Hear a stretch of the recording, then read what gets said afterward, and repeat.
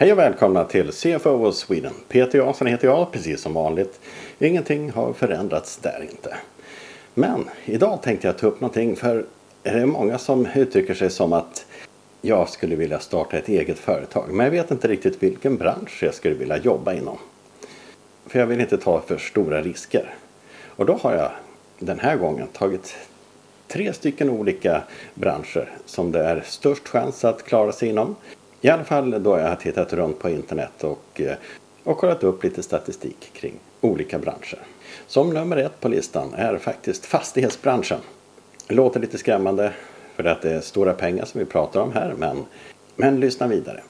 Man köper en fastighet för att hyra ut till företag eller privatpersoner. Det kan vara ett semesterboende, det skulle även kunna vara en permanent bostad, ett kontor eller lagerlokal, möjligtvis en industrifastighet, men då i lite mindre skala förstås.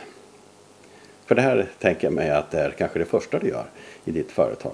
Du köper en fastighet och sen då hyr ut den och tjänar lite pengar på det. Och det man skulle kunna göra i första hand är att köpa till exempel en semesterfastighet. Det är många från Tyskland som är intresserade av att komma till Sverige och se lite olika älgar och vara i det fina landskapet som vi har. Det är andra länder lite mer söderut från Sverige som har det intresset att komma hit och se lite ostörd natur. Kanske känna på lite grann på den friska luften som vi har här uppe. Så att jag skulle föreslå är att köpa in en fastighet för semesterbostad. För jag tänker mig att det kanske är det billigaste. Då köper man ett torp eller ett litet hus. Kanske renoverar det lite grann och får till det så att det passar väldigt bra som en semesterbostad. Man kan också köpa en lägenhet någonstans på ett attraktivt område för semesterfirande. Någonting annat, om man vill ta ytterligare ett lite större steg, skulle kunna vara att man köper en liten fastighet med 2, 3, kanske 4 lägenheter som du kan hyra ut till olika personer som behöver ha någonstans att bo. Likadant kan det vara med kanske någon typ av lagerlokal eller någonting annat. Fastigheten får då in pengar genom hyror, antingen till privatpersoner då eller till företag. Och det kommer ju täcka de löpande kostnaderna samt lån och amortering på lån som du har via banken för att du kunna köpa den här fastigheten. Och det som är bra, det är att fastigheten stiger i värde så som det har gjort under längre tid. Alltså inte från månad till månad, men över tid så ökar ju fastigheter i värde. Och vad är bra med det om jag inte ska sälja den? Jo, det är att om du ska fortsätta med att bygga upp ett litet fastighetsimperium så har du möjlighet att ta lån från banken med din första fastighet som säkerhet. Och det är väldigt praktiskt. Då har man en tidigare fastighet att belåna den nya fastigheten. Och sen så kan man hålla på så och bygga upp ett litet fastighetsimperium som jag sa. De riktigt rika här i världen, de har ju oftast startat med en bas av fastigheter som de äger. Och många har ju faktiskt hållit kvar vid det, men en del kanske går till någonting annat istället. Och det är många berömda människor. Även här i Sverige så har vi ju den traditionen. De som är riktigt rika har ju fastigheter. För det är ju någonting som ses som extremt beständigt.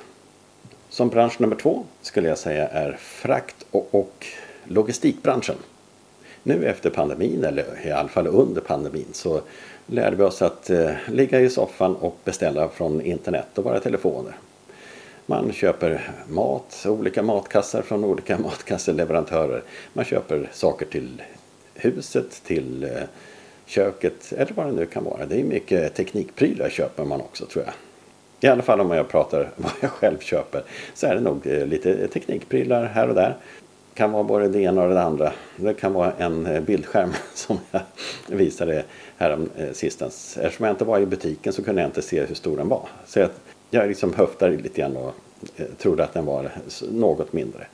Men sånt är livet. Det är så vi gör nu för tiden eftersom man har minskat ner på butiksbesöken. Man är hemma och beställer istället. Och alla som har beställt vill ju ha hem varorna. Så att då är det både vanliga konsumenter som privatpersoner men även företagare. Och jag tänker då att kanske enklast att jobba mot företagare. Man kan ju nischa in sig lite grann med att kunna leverera på helger och kvällar till exempel. Och då kan man ju, viktigt är ju att få till en bra kostnadskalkyl. Så att du får en vinst på företaget, du får de här omkostnaderna för bilen och även diesel eller bensin eller vad det kan vara. Det är ju skatt och försäkring också. Sånt. Man kan ju köpa en pickup. Det finns budbil, eller om man vill slå på stort så kanske det är en liten lastbil. En lätt lastbil till att börja med. Och då har du alla möjligheter att kunna leverera till folk. Och det här är ju mycket billigare än att köpa en fastighet oftast. Och investeringen i bilen eller lastbilen, då är ju det någonting som du lägger på balansräkningar och skriver av på en 10 år, någonting sånt där. Så att då har du ju fortfarande en ganska bra kostnadsbas även från början när du har köpt bilen.